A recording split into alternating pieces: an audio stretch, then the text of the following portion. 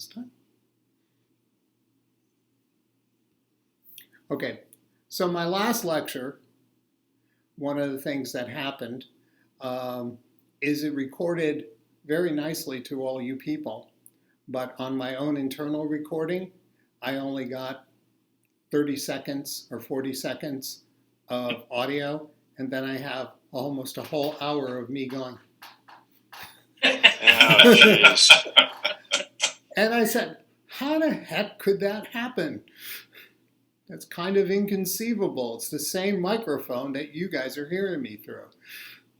Okay, Did anybody save the meeting anywhere? Can we recapture? No, completely lost. And I must say, I was really brilliant. One of my more impressive ones. I was going to be so proud to post that on YouTube.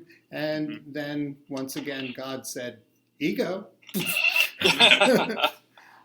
Nope, no one will ever hear this. So today I'll be worse and I'll hate what I say, okay? Then there'll be a chance that it might get out. Okay, so one of the reasons we can go with the myth of everything that's happening around us is part of the reason why we should all build individual columns of light. But it's more than that. Hang on a second. I think it's more what's happening to us, within us. Okay, I said that in the email, is I think we're all forgetting who we are and kind of what we're supposed to be doing. And we're not generating a lot of light.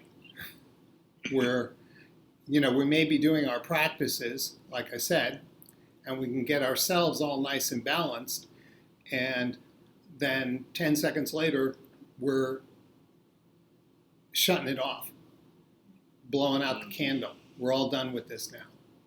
Let me look at what's happening on my phone and all. And I used to call that the parking lot syndrome.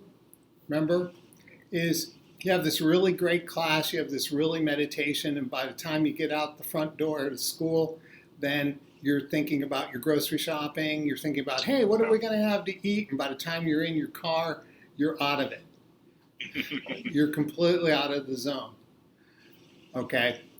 And you're daydreaming, you're doing all the other things that you're doing. And that's real easy to do when you're in isolation. And that's one of the problems that I think we're really having, is we're not having enough community. One of the reasons why you keep coming to the school is for the people. And it's not the exercises, although that's helpful, but it's that community that you build with your friends. It's everybody laying against the wall after we finish level 5 and 6. Ah, that feels so good. Okay? Or sitting on the floor there after you have a meditation and just like, whoa, and sharing with each other your experiences. And those couple of moments, even if you're in silence, like leaning back against the wall, it's validation that you're all experiencing the same thing. That the experience isn't just yours, it's the group's, and it's beyond the group. So, and if you come in on that bad day, you get transformed by the group. And even though you may be grumpily thinking about the things that you've done or were bothering you, they eventually fade away because of the effects of others around you. So we're missing that community. And it's one thing to come together and just talk at each other, okay? And it's another thing to do things together with a common energy.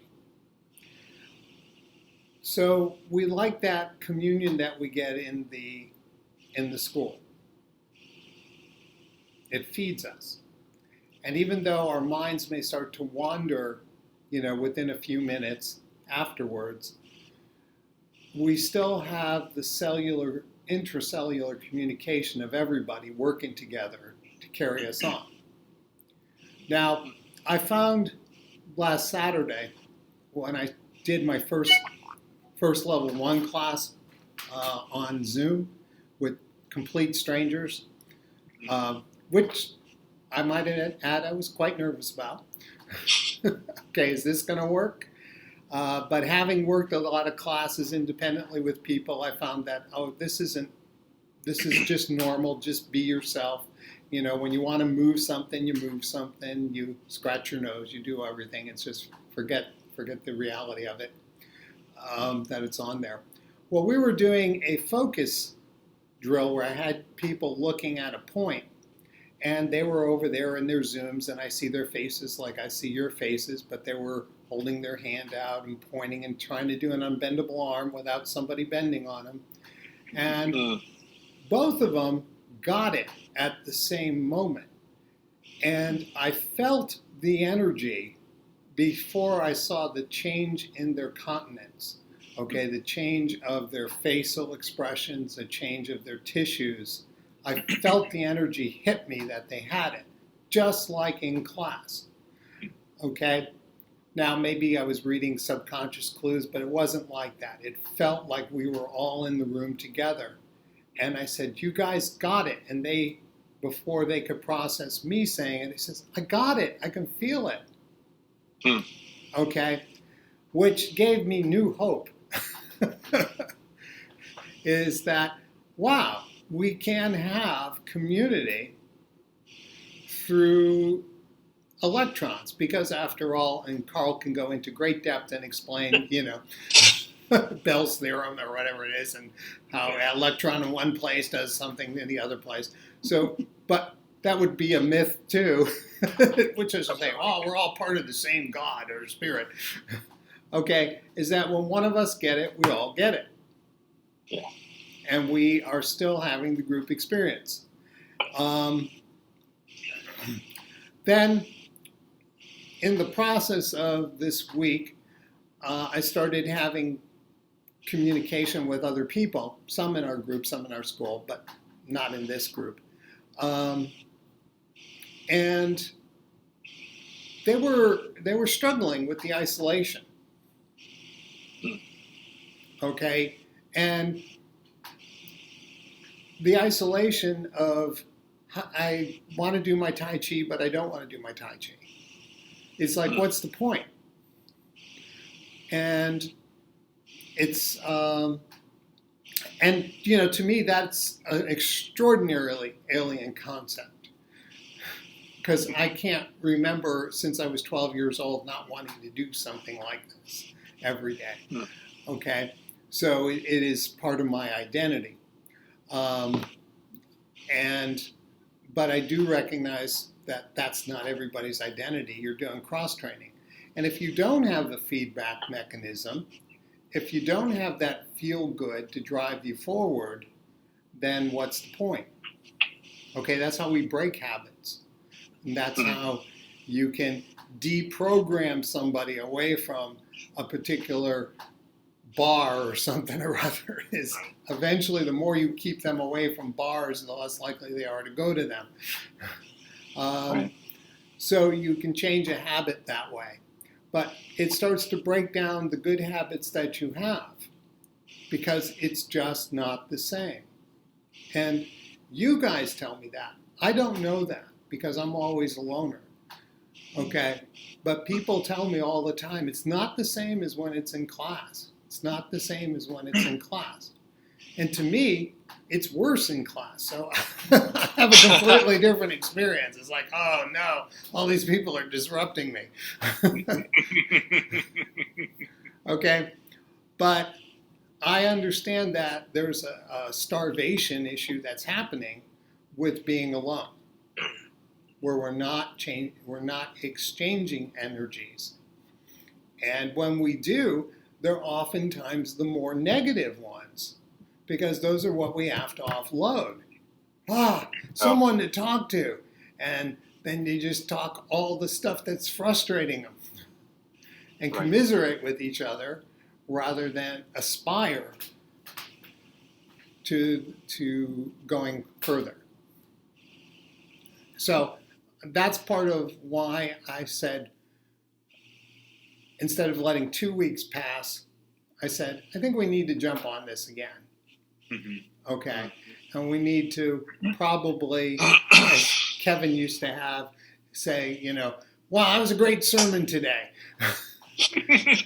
Probably have a mutual get your butt pushed and a mutual encouragement, some inspiration that gets going and stuff like that. So I'm going to throw that out to you guys, and to what do you think about that? Are you having any of those issues of isolation? Is your practice booming and you're doing it 3 times a day like me? I'm not having isolation issues, but Terry and I have talked about that because we've got each other. So it doesn't, we hear other people on different Zoom meetings or people we talk to, and it's really bothering them, this lack of contact, lack of social interaction with people. And I just don't, neither one of us are feeling that, but we also feel like it could be that, we've got each other. So we're not technically isolated, so to say. As far as practice, it kind of ebbs and flows. It's pretty good most of the time, but I have to say, the last 2 weeks prior to this one, I had a downtime where I kind of just did what I call my Cliff Notes practice. It's very basic. But now I'm starting to, after last week's meeting here, it kind of gave me a boost again to get back on track again. And, right. Doing what I was doing. Yeah. So that's where I am. So. Hey, Teresa. Oh, trying to figure out how to turn my camera on. Lower left corner, sorry. Lower left corner? Yeah. Probably says video, or it looks like a little video camera. Yeah, that's what I've been clicking on. You want something like share your screen. Yeah. There I am. Quick Zoom, start Zoom. Yeah. That's okay. We can hear you. Should say start video, I believe. Start Zoom, it says. Oh, I guess that's probably the camera. No, you're already on Zoom. Join the meeting, sign in. I don't know what I'm doing. Well, we can hear you. We can hear you, so. Yeah. Right. Let's go with that. Yeah, just go with that, Teresa. Yeah. You look so good today, though. Yeah. Oh, I've never seen you so sharp. Your tees are really intense. Oh, okay. Yes, it's much better. Yeah. So I have started realizing that I haven't been paying as much attention as I needed to the left side of the Heaven Forum. And God, I suck at it. It's terrible. And so now, usually after when I take the dogs out, I used to just do the right side of the Heaven Forum. Now I do the left side first and then the right side. And it's like night and day in terms of the way it feels. And I'm incorporating a lot of your newer, techniques, which I definitely don't know well on the left side. And it's shocking, but also I've got a little bit of a challenge. So that's a good thing. Good. That'll keep you going. I would personally like you to think about the fact that there is no right and left side. Both sides should be one. Right. Okay. So if you start getting into that mindset of the balance of it, and really, it's only another 2 minutes. It's not like it's going to take you more time, especially if you're doing at a clip there. Mm-hmm. So fit it in to get that continuity between those. But good. So the start on the left side can be problematic for me. So I think I've made it up to a total of 6, but I haven't got to the goal of 10 or 20 yet, but I shall. Well, good. Good. And well, I intentionally started with the left side because I knew that I would do better. The flaws would be less obvious if I started on the right. Yes. No, I understand your reason. You're practicing the thing that you're weak at. There you are, Teresa. There we go. Hi, Teresa. Hi, Teresa. Oh, Hi, Teresa. There you are. You should practice the things that you're weak at. Right. Okay, so if you only want to do left sides for a while, that's not a bad idea either. Okay, get your skill level up on that. Because the more you practice the left side, the more you're going to understand the right. And sometimes the things that seem awkward on the left are actually the right way to do it. It's like, hey, wait, I think I'm doing that wrong on the other side. And just sloughed over it.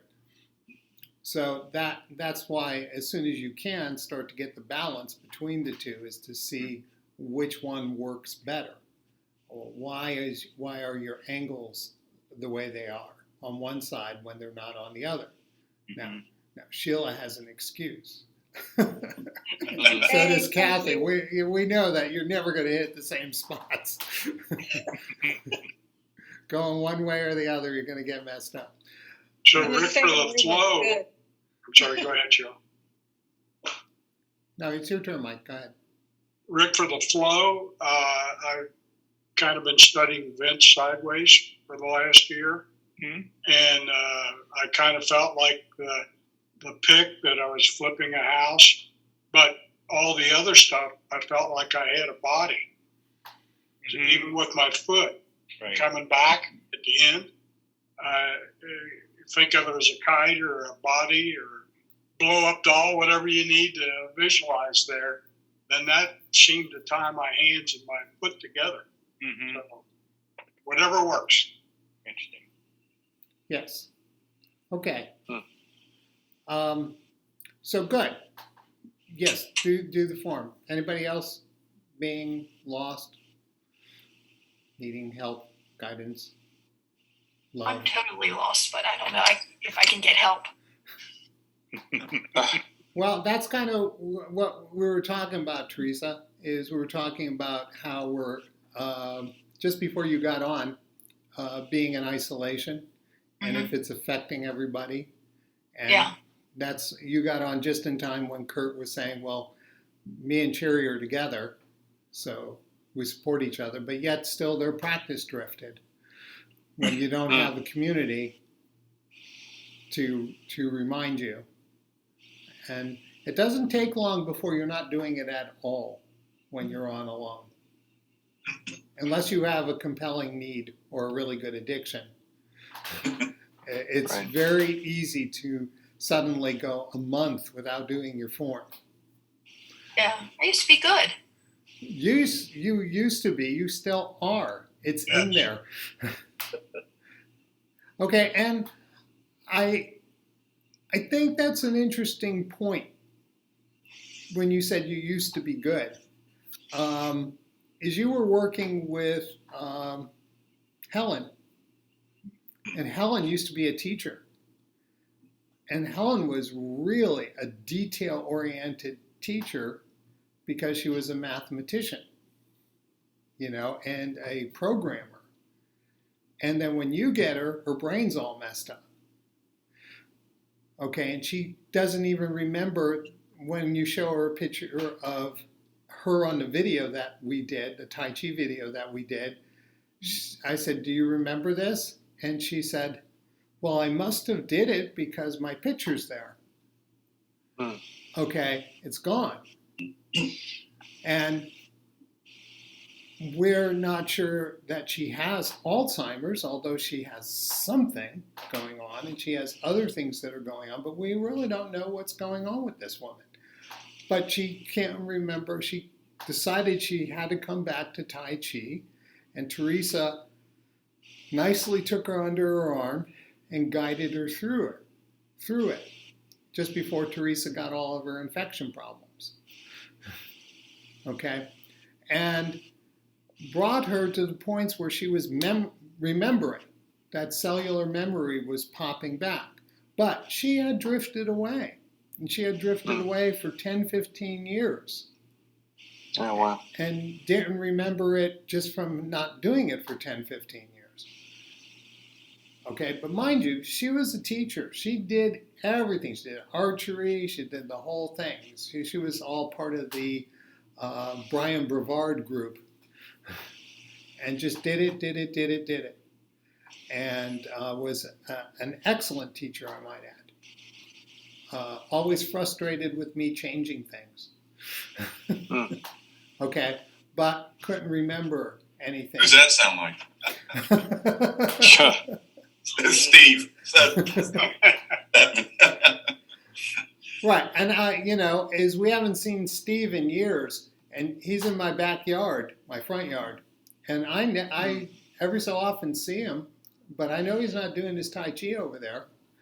He's playing his music, because every so often he leaves his window open. So y'all know how good Steve used to be. And I'll bet he doesn't remember 5 and 6. Or, So it does fade away if you don't use it. So as an aid, Vince, why don't you take a picture of the front of the old room, and people are having trouble, maybe that'll trigger their, they put that up on their screen, like particularly in Teresa's case, where she was leading all the classes as a focus. Well, And imagine the people behind her. Well, yeah, except, let's see, I got some of the stuff in my new school. All right. It's getting to be kind of barren over there. All the mats are in here. So, skeleton, you can see it over my shoulder. Yeah. Yeah. I used to do it out back, in the yard here and everything. I don't know that I need to have that exact room. I just need to do it. Follow somebody for a while. Well, and you don't have to. What I'm saying is, in talking about Helen, is you could see that when you did it, memory just flowed back. Yeah. And there was a point there where the memories were going and she didn't need the cues anymore. Mm-hmm. Okay, so you all have developed an element of cellular memory that knows how to do the routine. That's what I call that generational cellular memory that's been passed down, because all the original cells who learned Tai Chi are all gone. Okay? Perhaps even all the original brain cells in some of us are all gone. Wow. Okay, so you're not the same bodies that started anyway, but yet you have these tissue pathways and stuff that remember the patterns and have these instinctive reaction things. So if you keep practicing, you can develop those even more so that they keep enhancing themselves. And I think even, in that chapter, As Above, So Below, we talk about that, about moving from cellular memory. We certainly do that in another chapter, is that you just relax into it and let the cells power the thing. Not your muscles, but the tissues within it. So that chapter, As Above, So Below, is one that you should read, because it's about how do you get rid of, as Jamie calls it, which I love that word, the friction. How do you get rid of the friction? How do you get rid of the resistance? And you can't do it all through the physical. You do have to move into that phase of how do I produce light? How do I produce energy? The motion creates energy. The cells just sitting there, as I say in that little video, your cells should be just floating, producing energy. And you have to get to that state. And there shouldn't be any lead time to that. All right? You shouldn't have to do 2 repetitions of the form in order to get to that state of being. You guys have mastered this. You lay down, you get it. You stand up, you get it. All right? You should be able to turn it on. And like, okay, let's do an energy thing. So everybody look at your camera as if you're doing the unbendable arm.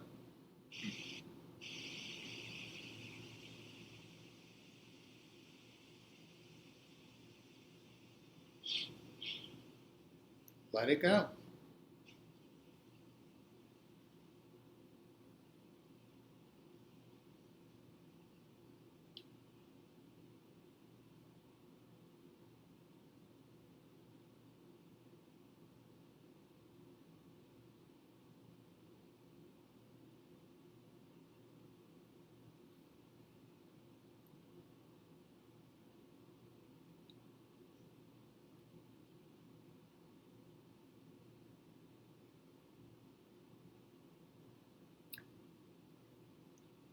So are we there? Yeah.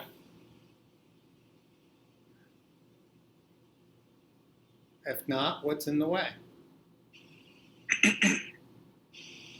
Jen, your focus is so intense.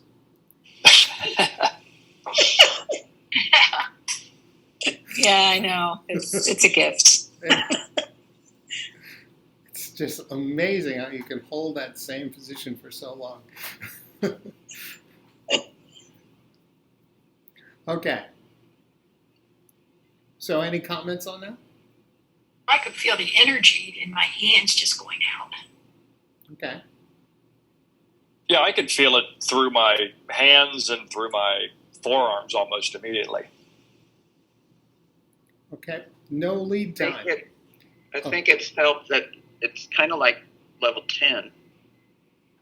I mean, that concentration. So Right. I think that's helped the whole process. Right. Focus 10. So has anybody done any of those Monroe tapes lately? No. A while. Carl, the good student who's living out in the plains of Colorado. Excuse me. Wyoming. I kind of rotate through the week, do 10, and then the 15, and up into the 20s, and then kind of go back. And I just do that because it gives me helps keep me focused and keeps my breathing steady. And so when I focus there just now, I can actually kind of start to feel the whole body breathing. So I can go to whichever state I'm in, but kind of just start focusing on the breath and the chest, and eventually I can feel it expanding feel my toes and everything with the same breath in and out. It's all the way from the bottom of my feet up to the top of my head. Right. The energy wave. Are we practicing that every day? Yeah, I do that pretty much whenever I get 5 or 10 minutes quiet in school. Yeah, well, you're in a groove now. Yeah. You're in a groove, so I know you're practicing, but I'm talking about the other people. Okay, you slip out of it.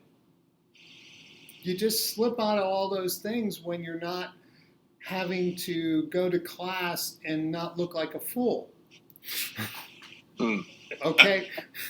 It's amazing how embarrassment can drive your exercise routines and your skill level training. It's like, oh, no, I don't want to go there and look foolish.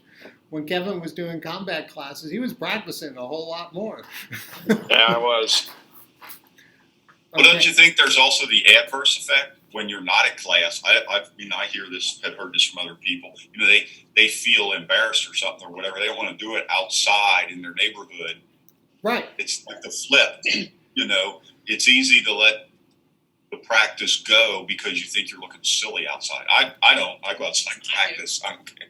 But you know, I think it's pretty common. You have to get over that, I guess. Well, yeah, beginners, but none of you are beginners. Right. Yeah. I mean, like I said, what helped me was that time I was out camping and I'm doing my form in the morning. This lady stops. She's out on the street. She's standing there looking at me like, kind of like I'm thinking she's probably thinking, what's this guy doing? And I think, if you looked at yourself, she's standing there with her hair up in curlers, in a robe, holding a cup of coffee. And it's like, I look out of place.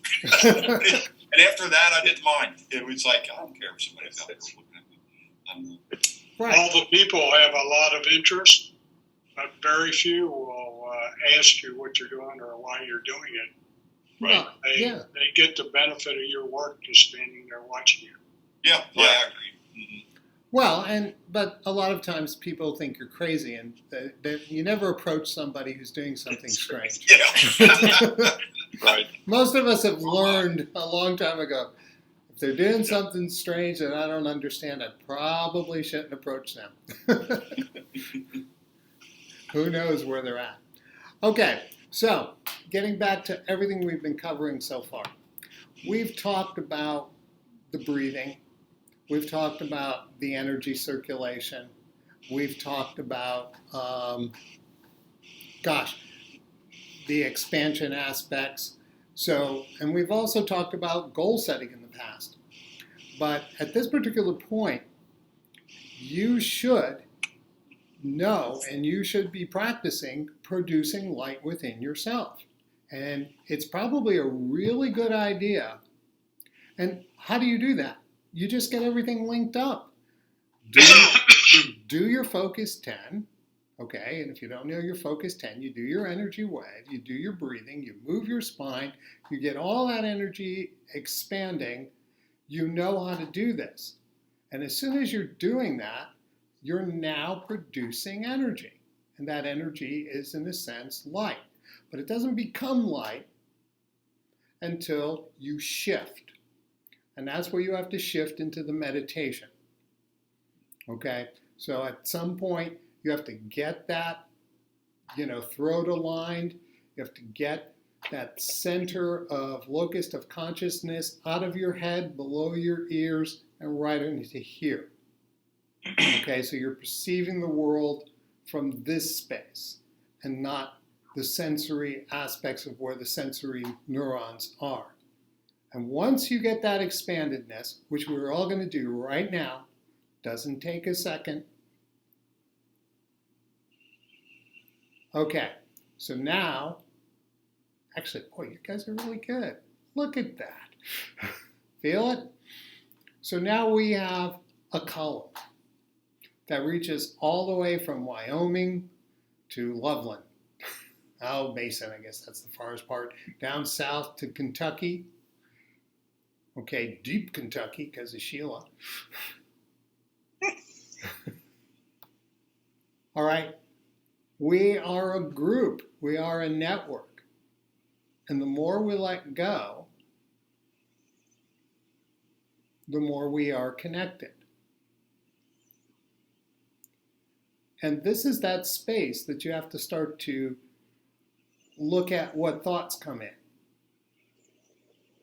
All right. And this is the space where you probably need to do some chanting or some prayer to potentiate this field. But more importantly, to keep your mind occupied so it doesn't waver. Okay, you're gonna relax. We have our connection. All right. And it's that wavering where you are thinking about what you're doing. I should say, you're observing what you're doing, and then you think about it, either to reward yourself, oh, I'm doing this pretty good, or something, and then the next thing you do, you remember when you didn't do it good, or you remember some dumb thing a news commentator said, or you remember what you have to do at work. That's how quick the phantom gets into your head and pulls you out of the water. All right? It's just there, lurking, because it doesn't want to get lost. Just a spoiled little child. Pay attention to me. Or that cat that jumps into your underwear when you're sitting on the toilet. Hey, pay attention to me. I have this cat, yes. I hate that. get out of my underwear. Okay, but you see how I that forgot radically, my underwear. huh? That the cat. So that's how the phantom is. It just takes you by surprise, and then you're really off target. Mm-hmm. And you didn't even know that you were off target. It's a particular problem for me. Some of the meditations will go from 2, 3, 4 o'clock till 7:30, and then I have to force myself to leave that room, and boom, it's gone by the time I walk upstairs for the shower. So Right. I need to work on leaving it here at the office, and even never bringing it back to the house, Right. day or night. Well, and that's the thing where your chant and prayer come into effect, because these become tools that discipline your consciousness. And the reason why we are doing that Qi chant exercise is because that's easy to do. So the question that we had on the table there was, what are the vowel sounds? Okay, so obviously we go A, E, I, O, U, okay, but they have a soft sound and a hard sound. So the A is A, A. Okay, Kathy, actually, you should be leading this part because you're the English phonetics person. I figured it was Spanish. A, E, O, U. Right, well, it's oo, yeah, the O and the oo, and the U and the okay?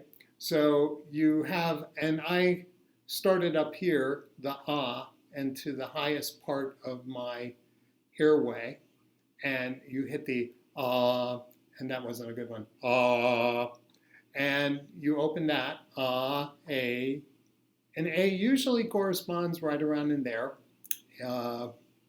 I kind of, A, E, I, okay, E and I are all in here, and then you start getting into the O and the oo down in through here, and you want to get those into body sounds, okay, that are hitting right around here in the chest, taking this into the airway, okay, into the lungs, and then letting that lung vibration create a sound of an hum, that is almost inaudible, okay, because it's just all infrasonic. And if you can push that all the way down to your toes. So that's the way I like to do it because it's easy. Now, Kevin brought up a good point when he was doing it. He said, I don't notice a difference between the first tone and the second tone. And yes, that's right, because I even had to tell the great musician here, Jen, is no one can distinguish between a half step, and each one of these is a musical half step, okay? And the average person cannot discern the difference between the C and the C sharp. Okay, so if you're not hearing a difference, you're normal. I thought I was tone deaf. Well, in one sense, in the musical world, you would be, but in the normal world, no. Normal sense, you're fine. You're fine. You're perfectly normal. That's what, and as I told Kevin, that's why we have harmonies in thirds with the space in between, because the people can hear the first and the third, but they can't hear the one in the middle. So you can't work the two things together. But harmonically, you can experience that, even though you don't perceive it. And when you do get attuned with music, those little half steps are kind of really huge. And they have some very interesting harmonic vibrations and oppositions and stuff. So, but you don't have to be there. All you have to do is feel it. Okay, because your cells know the difference better than your ears do. and eventually your ears will learn it. As I was telling Kevin, and I talked about this before, is I have this kind of weird musical dyslexia, which I think I've actually cured now, where my brain, when I want to, it's like a person who writes a letter backwards, okay, is they know it's backwards, they know they're writing it backwards, but they can't change it. Okay. In my case, my body wants to play a note an octave higher than it is. Okay, and I know it's wrong, but I couldn't stop it. And then I realized, well, wait a second, my body knows what the sound is supposed to be. My ears and that processing is goofed up. So I trusted my body. And I felt the difference. And that's how I learned half steps, is I trusted the feeling in my body. And that's where you learn, is you feel the tones, and then you'll eventually hear the difference. Okay? Now the next point about this is Kevin brought this up, and it just came to me, is you're hearing these sounds, and you're hearing these vowel sounds. Well, actually, you're trying to sing those vowel sounds, and you're forgetting that you produce those sounds every time you're speaking. Okay, I have produced every one of those vowel sounds in different steps, different pitches, while we've been discussing this. Because not only am I producing it in this word that I just said, but I'm also producing it in overtones and undertones. So we're going up and down that musical scale. All right, and that's why a voice print looks different than a frequency wave. A frequency wave is just a silly little sound wave. And a voice print is like all these thousands of frequencies. Okay, because it's harmonics within harmonics. So when you see your little Apple recording or whatever it is, and it's a voice thing, it's just all over the place. You can't determine which frequency is there, what pitch is there, because there's infinite amount of pitches, infinite amount of sounds, and chords within chords. And that's why you see these big flashes of waves. See, that cat is trying to pull you out of the lesson. We all saw that. It's saying, hey, pay attention to me. Okay. Oh my God, what is this? Cat attack? Yeah, all the cats are coming. Taking over. All right. There's two reasons for that. One, you're in the zone, and the other, that you... they want attention. Well, Connie used to have this cat, Finian the Abyssinian, okay? And when she was doing all the work and teaching at the Monroe Institute, whenever she wanted to go out of body, she'd lay there and she would do her work in the bedroom. And Finian, no matter where he was in the house, would run upstairs, hop on her chest, and put his forehead against her forehead to keep her in her body. So she got so mad at Finian. It's like, stop it. And she told the person at the Monroe Institute, I can't go out of body because my damn cat keeps putting his head on my head. And she said, well, I think you have a pretty remarkable cat. That he notices the zone. And we used to, and for those of you who remember Doc, well, even Paul started doing it after a while, is if there's a circle of people that are doing meditation, I'm going to be in it. And Luke certainly loves to be in the middle of a meditation. Yeah. So we know we're in the zone. Right. Yeah, my cat usually shows up whenever I start. She's like right there. So. Mm-hmm. Okay, so when you're trying to do the chant sounds, you know those vowel sounds. You do them all the time. Mm-hmm. Okay, so don't be intimidated by them, and don't be intimidated by the changes of pitches. Just work with them. Now, somebody needs to lower their volume. I just got feedback. Yeah. Okay. So, what we're to your point, Mike, is before you leave the room, start to do a little chant. Or do your breathing and hold the hum of the breathing. Do something physical. The only way you control the mind is with the body. You all try to control your minds with your minds, and it doesn't work. The best your mind's going to tell you is, hey, you're screwed up right now. You stupid person. Okay? So you have to feel.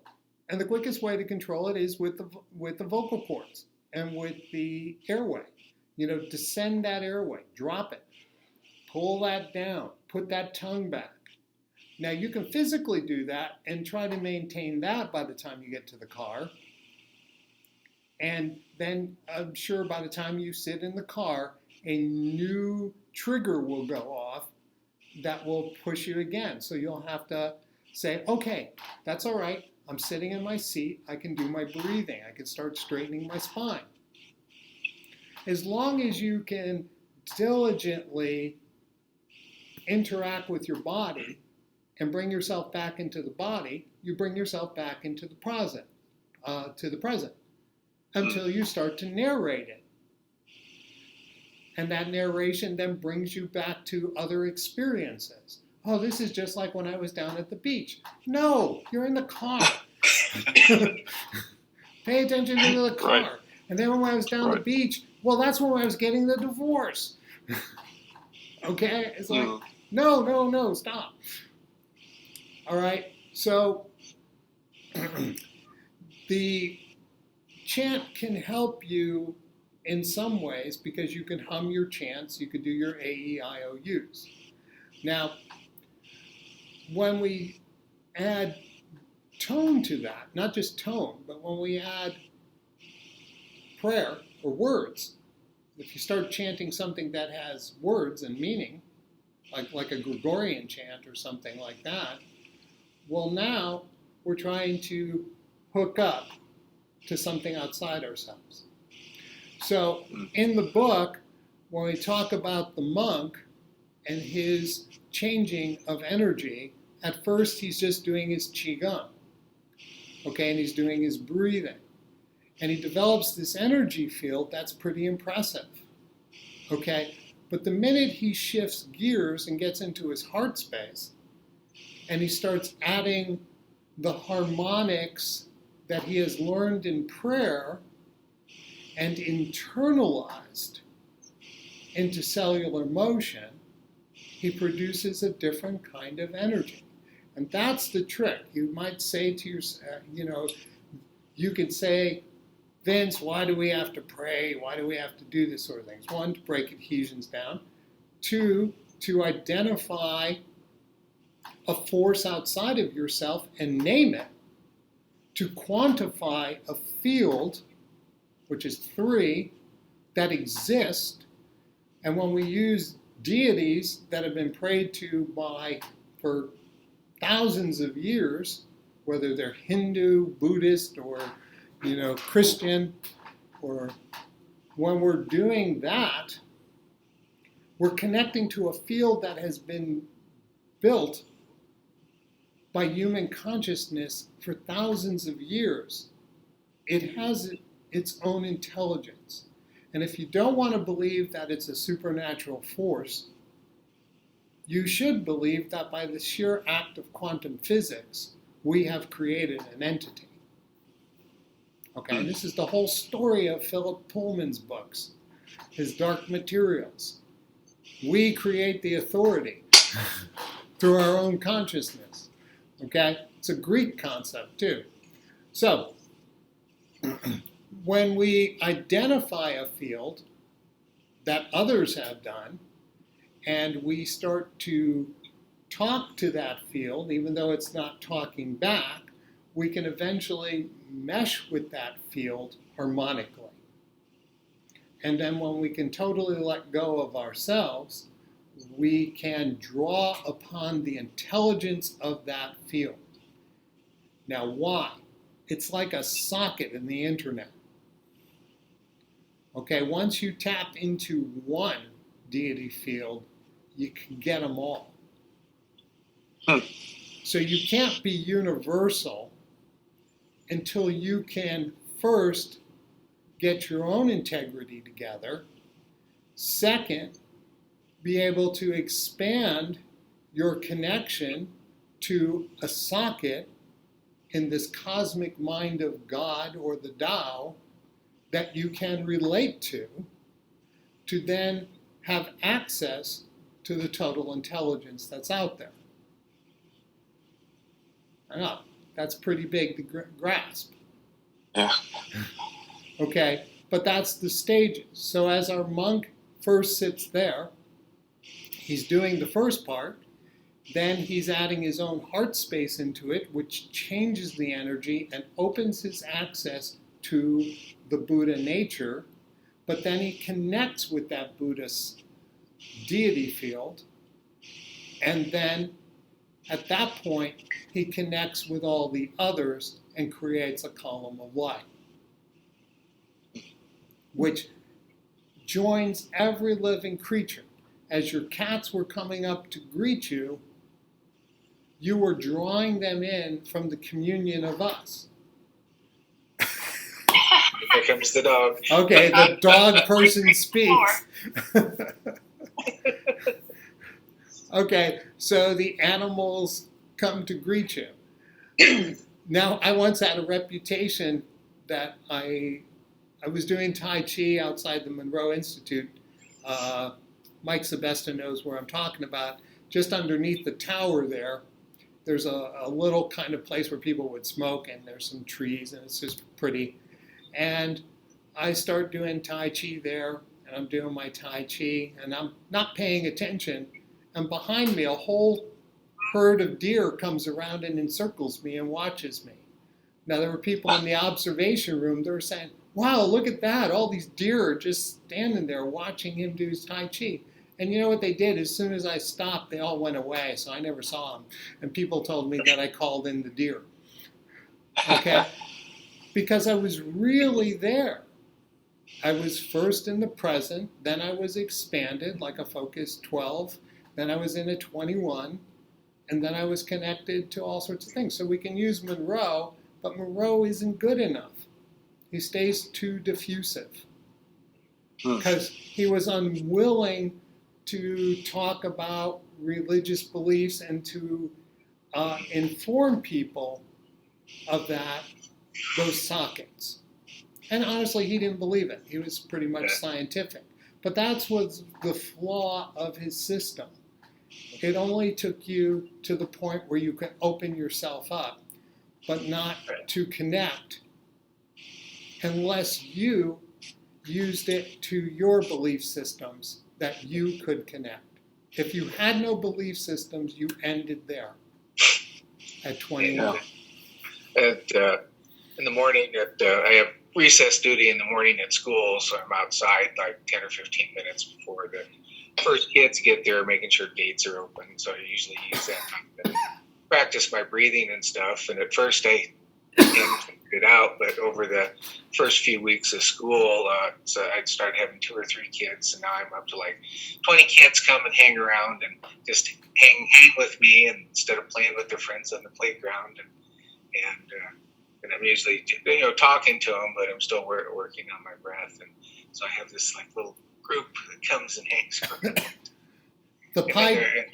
The Pied Piper. Yeah. Right. And, it's like, I always tell them, it's like, hey, you guys only got 5 more minutes to play, go run and get some, energy out. Right. But we're going to hang around here. It's exactly what the Pied Piper is. Yeah. You create a harmonic that attracts everything, and then they follow you wherever you go.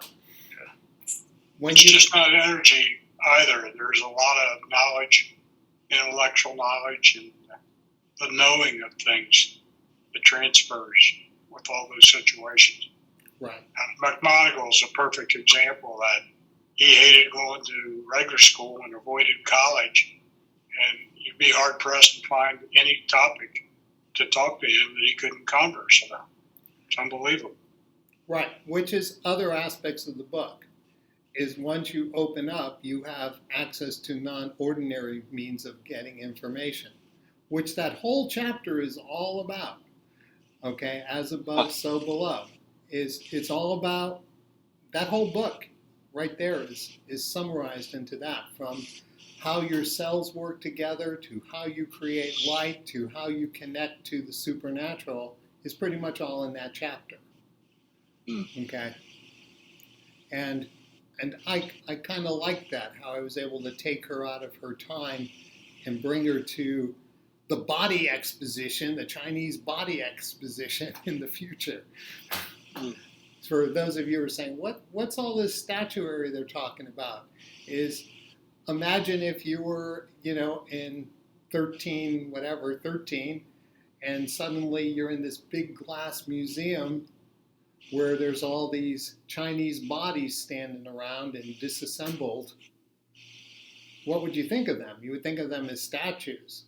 But as she says, is she could feel their life, that they were real. But it gave me that good forum of how do you teach a person, about how the cells do in a time when nobody knows there are cells. You have to go into the supernatural.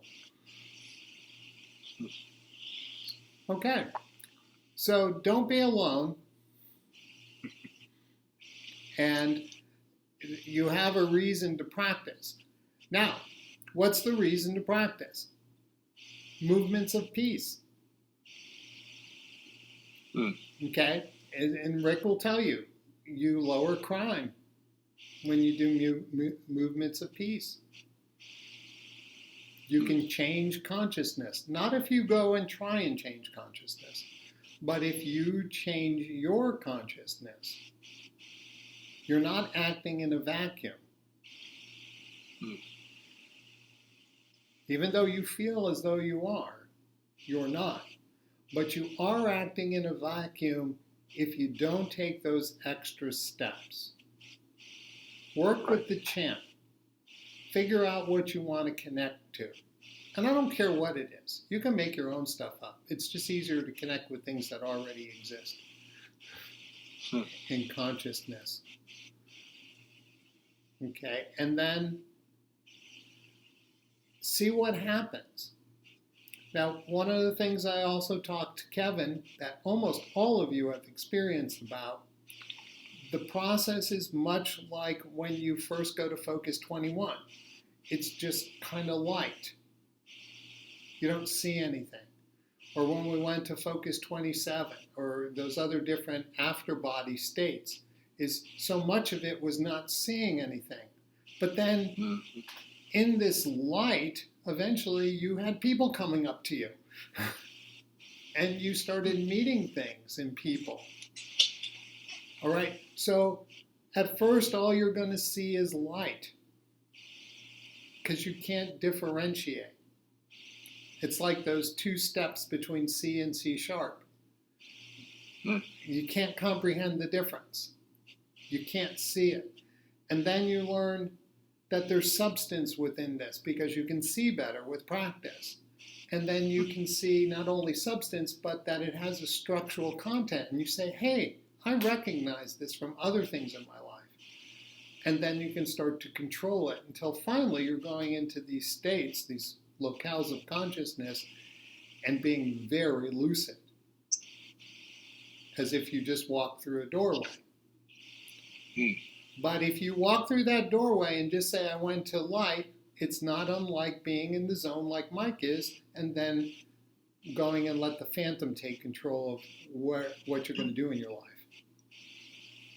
Okay? So that connection is an important part. And don't depend on the physical to give you that connection, because remember, most of the great mystics kind of hung out in caves. and wandered around alone. And the fact that each one of you is somewhat of an isolationist. You all like to do things on your own. Okay, that's part of the nature of my school. It's like, no, I don't want to be dependent on anybody. No, no, no. Okay, that's part of your nature to be those independent angels, if you will, that expand the columns of light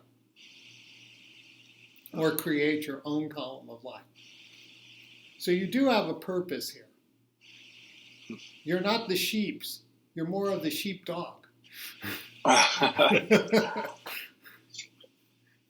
You keep the sheep all in a little pen. You help them with their path. Okay, so let's call it a day there. Do you guys want to keep meeting on a weekly basis? Yeah. So, definitely. Okay. Yeah. Okay. So give me some ideas of what you want to talk about. Email me. And I've got a level 1 class here to teach in a little while. So I will say goodbye to you all. Okay. And Bye, thank you everybody. for... See everybody. Take care. See you, everybody. Have a great day. Yeah, you too. Thank Bye. you. Bye-bye.